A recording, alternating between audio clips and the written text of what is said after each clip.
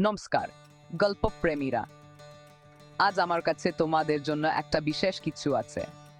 কল্পনা করো, সবুজের কোলে ঘেরা এক ছোট্ট গ্রাম। আমাদের গল্পের শুরুটা সেখানেই। আশার সাথে পরিচিত হও। আশা হল স্বপ্নার চিতায় ভরপুর এক তরুণী, কিন্তু তার গ্রামের জীবনটা মোটেও সহজ নয়। প্রতিদিনই তাকে মাইলের পর মাইল পাতা হেঁটে জল আনতে হয়, মাঠে কাজ করতে হয়। কষ্টের মাঝেও আশার মনাটুট। একদিন ভয়ঙ্কর ঝড় ওঠে। নদী উপচে পড়ে, গ্রামে বন্যা বয়ে আয়, ঠোর বাড়ি ভেঙে আয়, ফসল নষ্ট হয়ে আয়, চারিদিকে বিশৃঙ্খলা ছড়িয়ে পড়ে।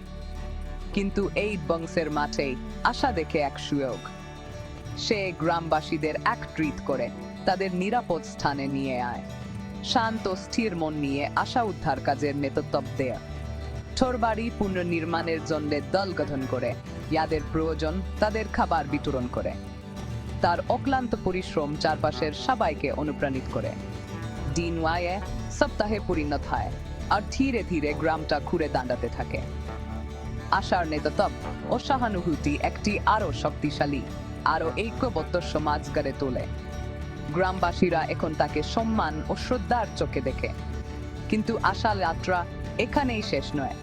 সে তার গ্রামের আরো ভালো ভবিষ্যতের স্বপ্ন দেখে।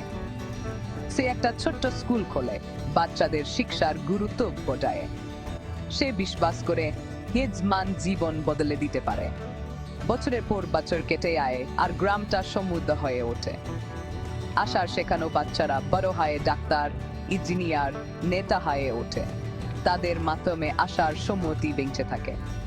আশার গল্প ফল স্থিতিস্থাপকতা এবং দক্ষতার শক্তির এক প্রমাণ। সে দেখিয়েছে যে বিপদের মুখেও একজন মানুষ পার্থক্য করতে পারে। তাই এখন কোনো বাধার সম্মুখীন হবে, আশাকে মনে রেখো।